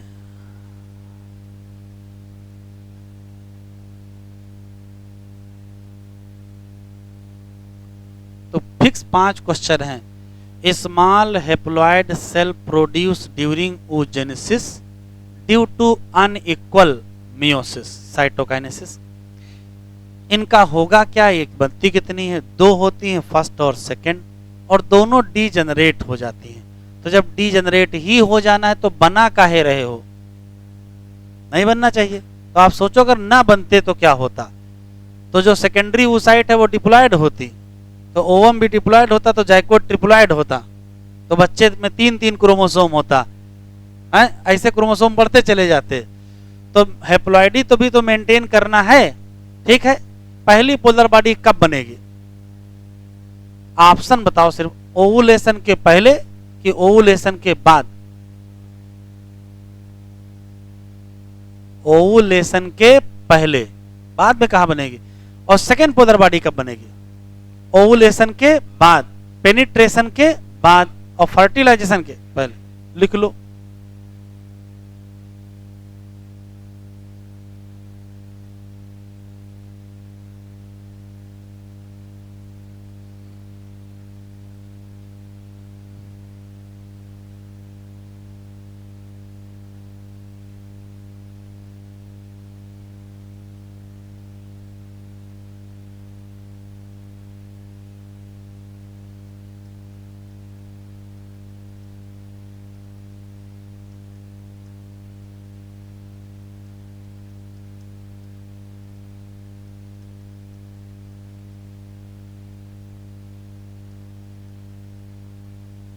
ये डिवाइड नहीं करेंगी।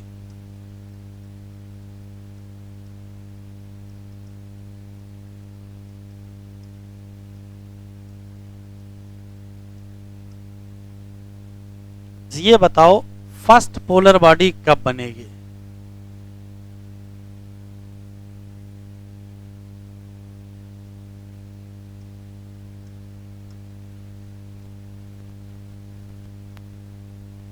by completion of reduction division. और कब बनेगी? जो एनसीईआरटी में लिखा वही लिखेंगे, प्रायर टू ओवुलेशन। और सेकेंड पोलर बॉडी कब बनेगी?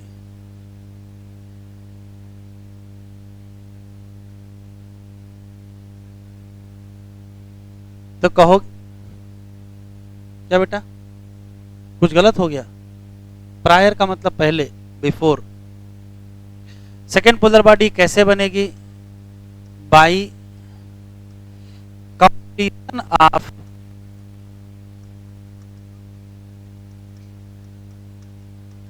Second reduction division. कब? After ovulation, after penetration by sperm, लेकिन बिफोर फर्टिलाइजेशन। बस आज इतना ही।